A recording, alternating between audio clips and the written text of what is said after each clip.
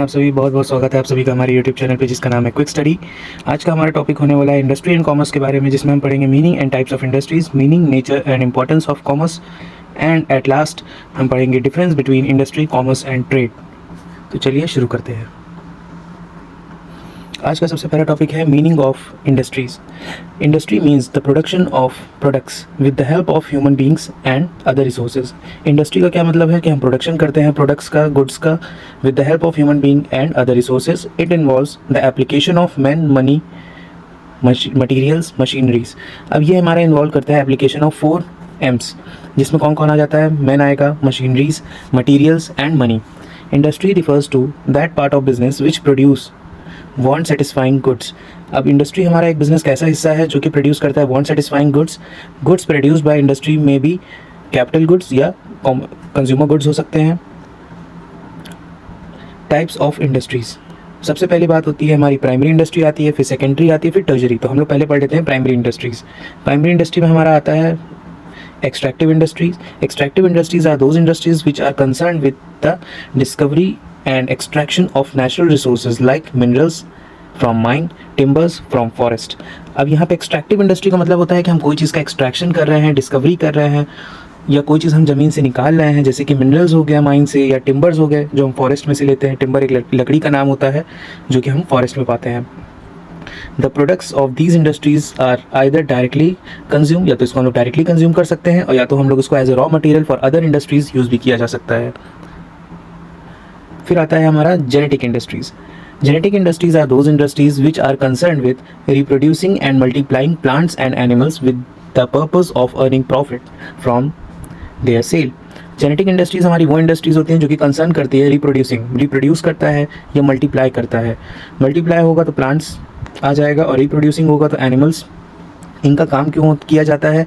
इससे हम लोग प्रॉफिट अर्न करते हैं बाय सेलिंग देम। एग्जांपल के तौर पे आप लोग देख सकते हैं रेयरिंग कैटल, कैटल्स को चराना, ब्रीडिंग ऑफ एनिमल्स, एनिमल्स को पालना बढ़ाना, and growing plants are activities involve in these industries. ये एक्टिविटीज़ इन्वॉल्व होती हैं in these industries. Secondary industry आ जाती है। सेकेंडरी इंडस्ट्री में हमारा आता है सबसे पहले manufacturing industry. Manufacturing industries are those industries which are concern with conversion of raw material and semi finish product into finished product. अब मैन्युफैक्चरिंग इंडस्ट्रीज वो इंडस्ट्रीज होती है जो कि कंसर्न करती हैं कन्वर्जन। कन्वर्जन मतलब चेंज हो जाना, किसी भी चीज़ रॉ मटेरियल का फॉर्म ही चेंज कर देना, ये सेमी फिनिश गुड्स का फॉर्म चेंज करके उसको फिनिश प्रोडक्ट बना देना। The output of primary industries generally becomes the raw material for manufacturing industries. Very obvious, जो हम लोगों ने अभी बात किया था कि प्राइमरी प्रोडक्ट्स जो हमारे इंडस्ट्री में से प्रोडक्ट निकलते हैं उसको हम लोग डायरेक्टली कंज्यूम करते हैं, या तो हम उसको रॉ मटेरियल के तौर पर यूज़ करते हैं। तो वही रॉ मटेरियल हमारा मैन्युफैक्चरिंग इंडस्ट्री में भी यूज़ होता है। अब मैन्युफैक्चरिंग इंडस्ट्रीज़ के कुछ क्लासिफिकेशन है, कुछ अलग अलग टाइप्स के होते हैं, तो उनकी बात कर लेते हैं। एनालिटिकल आता है। It is N radial manufacturing industry. A basic raw material is broken into several useful material. यहाँ पे क्या होता है कि जो एनालिटिकल इंडस्ट्रीज़ होती है मैन्युफैक्चरिंग इंडस्ट्री का हिस्सा होता है, जिसमें रॉ मटेरियल को कई सारे पार्ट्स में तोड़ दिया जाता है, डिवाइड कर दिया जाता है।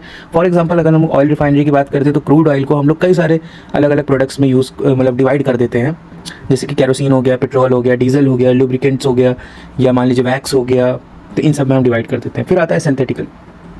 This type of manufacturing industries 2 और more material are mixed to form a new product. अब यहाँ पे क्या होता है कि कई सारे हम लोग मटेरियल्स को यूज़ करते हैं इंडस्ट्री में, जिससे हम कोई एक नया प्रोडक्ट बनाते हैं, जैसे कि कॉन्क्रीट, जिप्सम एंड कोल को हम लोग मिक्स करके सीमेंट का यूज़ कर सकते हैं, सीमेंट बना सकते हैं, प्रोड्यूस कर सकते हैं। फिर उसके बाद आ जाता है processing. In the processing industry a material is process through various several stages. नाम पे ही एकदम समझ में आ रहा है कि प्रोसेस है, तो काफ़ी सारे प्रोसेसेस से होकर हमारा प्रोडक्ट गुजरेगा, तब वो जाके फाइनल प्रोडक्ट बनेगा। एग्जांपल के तौर पे कॉटन इंडस्ट्री है। कॉटन हमारे पहले वीविंग से, स्पिनिंग से होता है, धागे बनते हैं, फिर वीविंग होती है, फिर डाइंग, ब्लीचिंग, और फिर उनके बाद प्रिंटिंग प्रोसेस करके तब हमारा वो एक कॉटन का पीस ऑफ क्लॉथ बनता है या कोई प्रोडक्ट बनता है।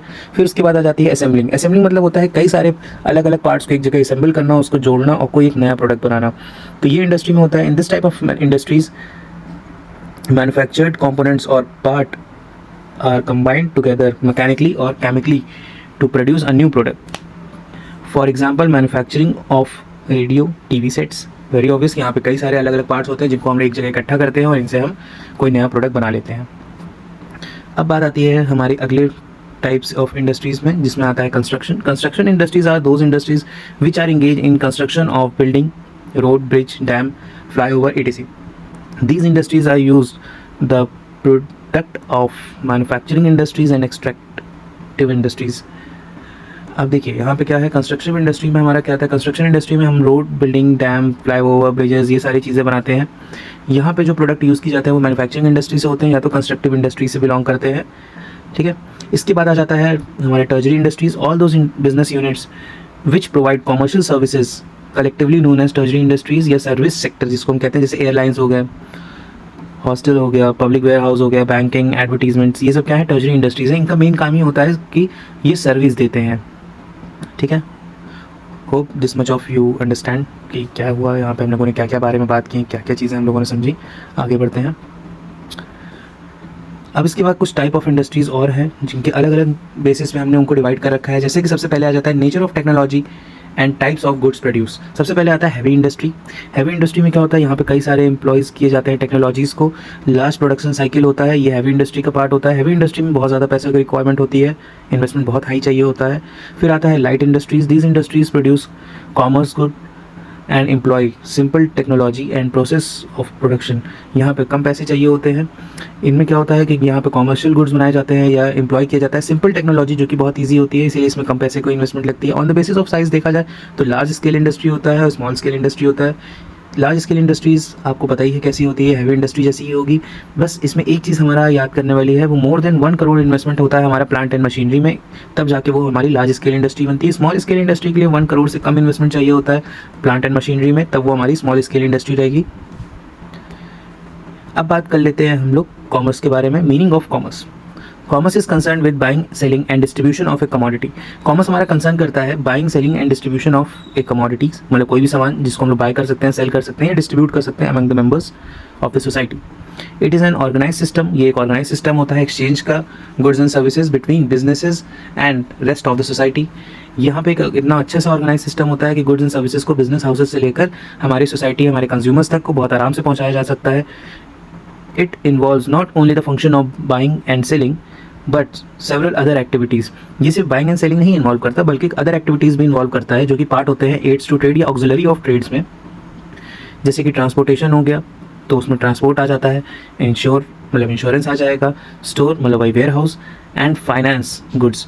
फाइनेंस में हमारा आ जाता है बैंकिंग या financial institutions. All over we can say commerce is the function of buying, selling and distribution of goods and services.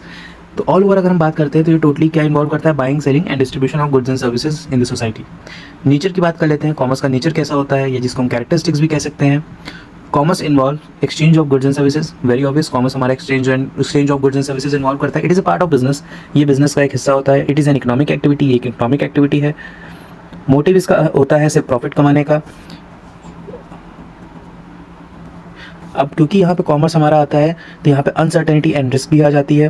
फिर उसके बाद आता है create various type of utility. Utilities के बारे में हम लोगों ने प्रीवियस वीडियोज़ में पढ़ रखे हैं, तो इसमें कई सारे प्रकार की यूटिलिटीज़ को भी यहाँ पे इंगेज किया जाता है, इन्वॉल्व किया जाता है। अब बात आ जाती है इंपॉर्टेंस ऑफ कॉमर्स की। इंपॉर्टेंस ऑफ कॉमर्स क्या है, तो इसमें कई सारे इंपॉर्टेंस होते हैं उसके, तो जिसमें से हम लोगों ने 6 इंपॉर्टेंस मेन जो हमारे होते हैं उनके बारे में बात किया है। हिंड्रेंस का मतलब होता है कि हम कोई रुकावटें आ रही हैं जो, तो कॉमर्स उनको कैसे रिमूव करता है, वही उसकी इंपॉर्टेंस है। सबसे पहले आता है हिंड्रेंस ऑफ पर्सन, मतलब पर्सन्स के बीच में गैप कैसे है, बिजनेस और कस्टमर्स के बीच में गैप है, उसको कवर अप कैसे किया जाएगा। तो commerce remove this hindrance by creating a link between producer and customer. ये एक लिंक क्रिएट करता है commerce. Trader establish a connection या contact between producer and customer. Traders हमारा एस्टैब्लिश कर सकते हैं connection between producer and customers. Hindrance of place को रिमूव कैसे किया जाता है, तो कॉमर्स उसको भी रिमूव करेगा।